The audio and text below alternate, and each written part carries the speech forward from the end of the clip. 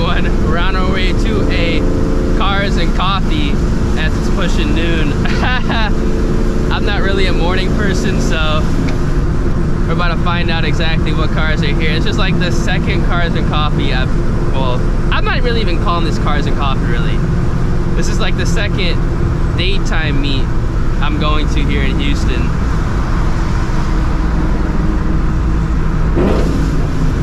Pulling up with the homie in the Cobra. We should have left like an hour and a half ago, but I don't know.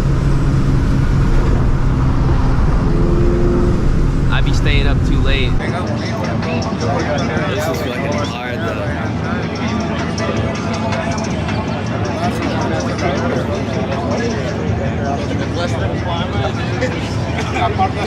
Damn. 32 first. Oh yeah.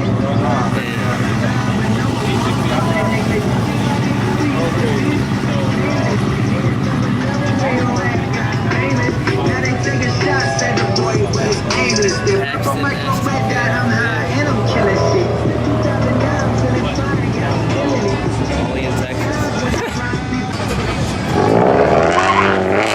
That crazy ass swing.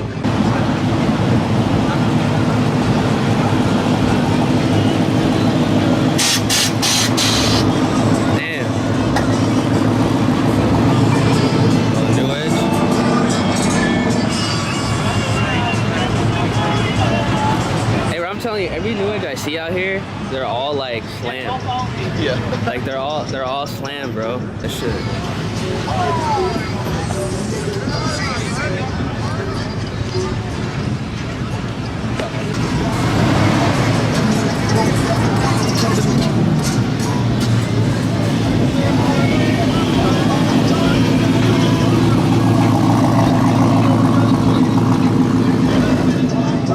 Because all the trucks are lifted out here and all the new edges are slammed. I like that badge too. Something different.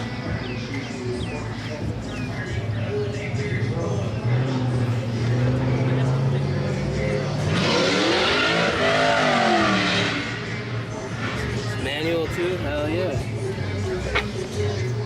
Yeah, these badges, this is clean as fuck, dude.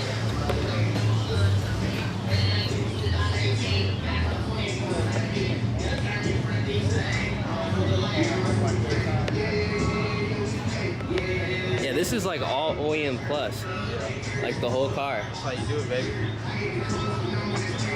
Got the factory Brembros, forward wheels, like this is actually clean as fuck.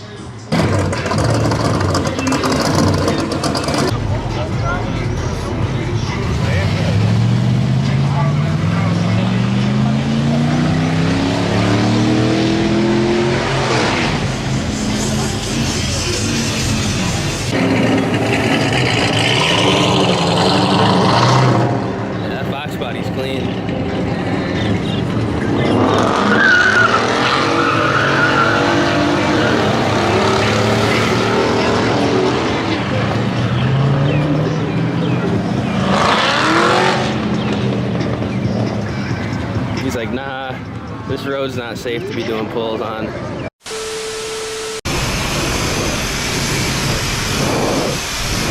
Oh my God, this is dirty. Oh my God.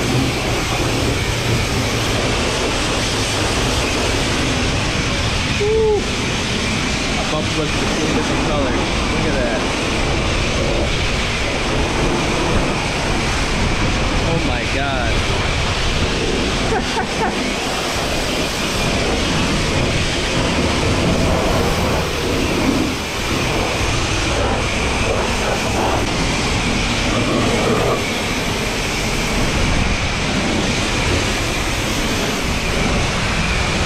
And you get that soap flowing. Man, bro, this car was dirty as hell. Filthy. Absolutely filthy. Honestly, I can't believe. Actually, I can. It's pollen season, but damn.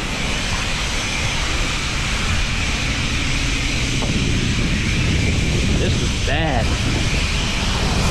Look at inside of the wheel right there. That's terrible.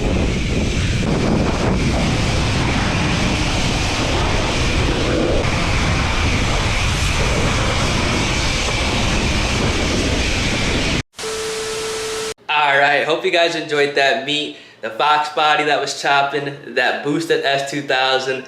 Those are pretty dope. I've never seen a Paxton centrifugal supercharger on a Honda S2000 before. I guess that's that Houston stuff. So if you guys enjoyed, make sure you guys drop a like on the video, subscribe to the channel, and also turn those post notifications. Now I went ahead and actually washed the car. As you guys saw, this thing was dirty, vacuumed it out inside. I will show you guys the after kind of effect because this was the dirtiest the car's ever been. Now, for those of you who live in Houston as well, let me know down in the comment section and also on Instagram, or if you guys are detailers, reach out to me on Instagram, please. I do want to get like a full detail done to this car because it is long overdue. With all the pollen, I live by train tracks as well, so there is some, you know, contamination.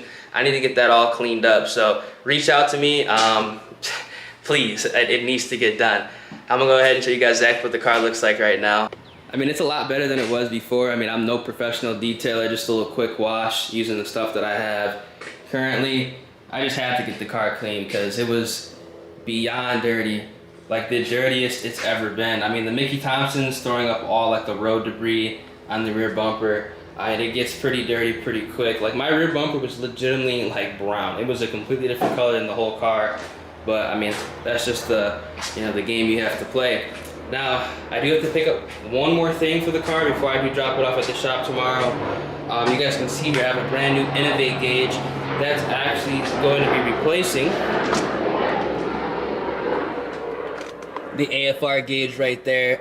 This is a AEM gauge that actually does not work anymore. So we're gonna swap that out. You can see I cleaned out the whole interior of this car, so we good. But we about to swap that out for this one. This one's a little bit better. I wish I actually got this one off rip, and I honestly do wish I got this for the FRS as well, because this Innovate gauge, you guys will see tomorrow, or whenever I get the car back, this one actually has a boost and an AFR integrated into one gauge, so I do not have to run that pillar combo, because honestly, I don't really want to run gauges like on the A pillar here. I also don't want to have gauges like in here and stuff like that. I just like having the steering rack gauge, and realistically what I need to see is the airflow ratio and the boost.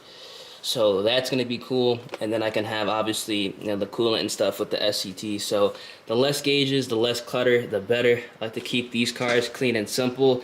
I don't know, something about the older cars, especially these Mustangs, I just don't like the way they look with a lot of gauges. So if I have like one, preferably, I don't even like to even have the SCT up there, to be honest with you. Hopefully I can drop that with my new setup with the Innovate gauge, with the new motor setup. Hopefully I can get rid of that SCT. I'll have to try to find another gauge or something that I can do to kind of minimize the gauges, because I don't like having a bunch of clutter in these older cars. But that's pretty much what we're going to be working with, so really happy that they actually make something like this.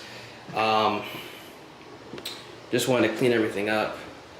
The one thing I do kind of want to get is like a shift light, but that needs to be mounted inside of the car somewhere, preferably like on the dash maybe, if I can figure out how to do it. But yeah, that's gonna be the new setup. I need to go run to Friendly Ford and get those taxed Motorcraft spark plugs and the cold, oh, not the spark plugs, the cold packs. I need to go ahead and, you know, get the OEM cold packs, because these MSD blasters are shit. I think I blew those out within like 30 days of, you know, having the car with those on. So we're gonna go ahead and swap back to the Motorcraft. So I hope you guys did enjoy the video. Let me know down in the comment section what you guys think this car is gonna make on the dyno, because it is gonna be going on the dyno with the new setup. We're gonna be pulling the car down to a 2.87 pulley. We got an upgraded Treadstone intercooler, and we're gonna be wiring up that gauge. So the car, in my personal opinion, it should make around, actually no, it should make more than it made before. Before, with the CX Racing intercooler, it made 450 wheel, 450 torque. That was on a Mustang dyno. This is going on a dyno jet, I believe, so we're gonna be able to compare the numbers. I'm also gonna get a pull done with the setup it's on right now with the 312, just to compare the difference between the 312 pulley and the 2.87. Honestly, the way the car sits right now, I think it's like low 400 wheel, which is kind of ironic because it's less than what it was before. This setup, I think we're gonna be hitting anywhere between 460 to 475. I'm just gonna say just max out everything, max out the pump, max out the injectors.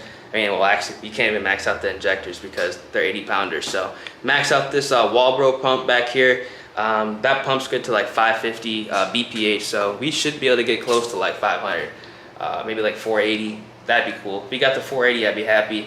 Shut it down right there. But hope you guys enjoyed. Like, subscribe, turn on those post notifications. It's about a thunderstorm. I'm about to shut everything down here, so I'll catch you guys in the next one. Peace.